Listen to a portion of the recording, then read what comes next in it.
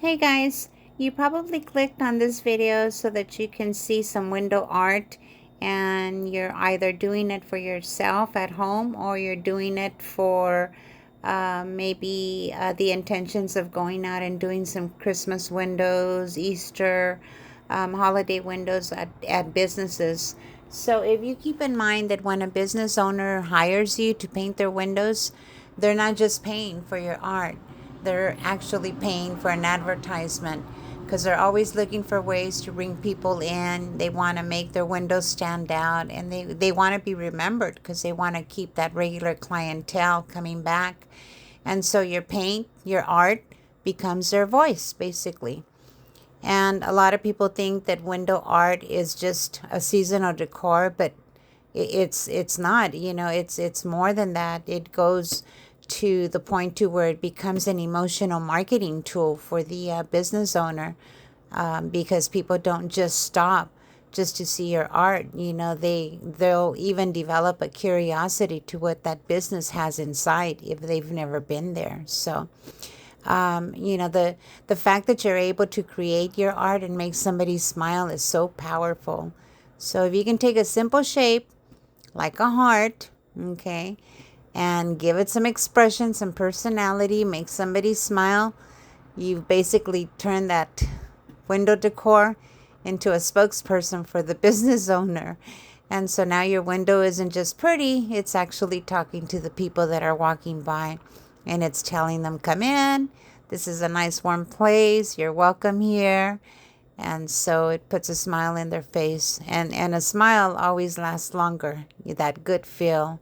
And so anyhow, the business owner will be very happy, and that can be your pitch for the business owner when you're going in to sell your artwork. Let them know that keeps their morale going. Some people don't realize, and you can bring that out to them, and that will be helpful for you.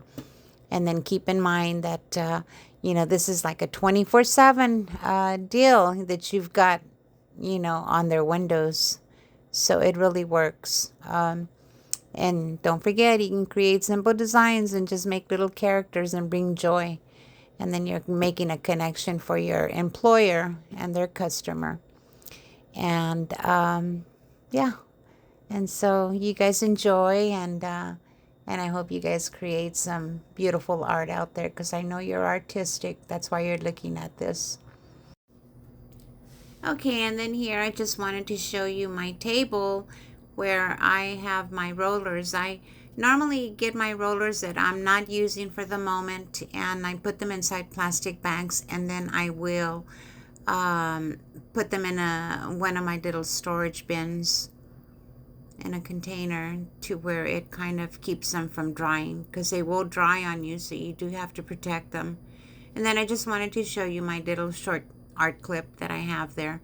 And then the paint that I use for my black outline is either folk art or Americana from Michaels.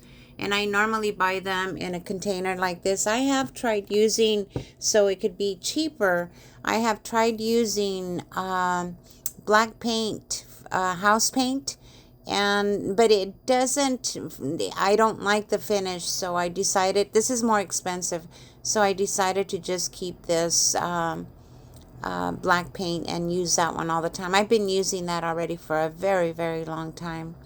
It is hard to find now at Michael's. It's like you end up sometimes having a hard time finding the products that you fall in love with, and they discontinue selling them. So anyhow, I just wanted to create a little depth right there, and just layer by layer, and just to make sure that I get it. And then I'm doing some blue eyes, and that's just the first layer. And then I'm creating the eyelid for the other one, because I'm gonna make it winking, and so I'm just putting some dimension on there.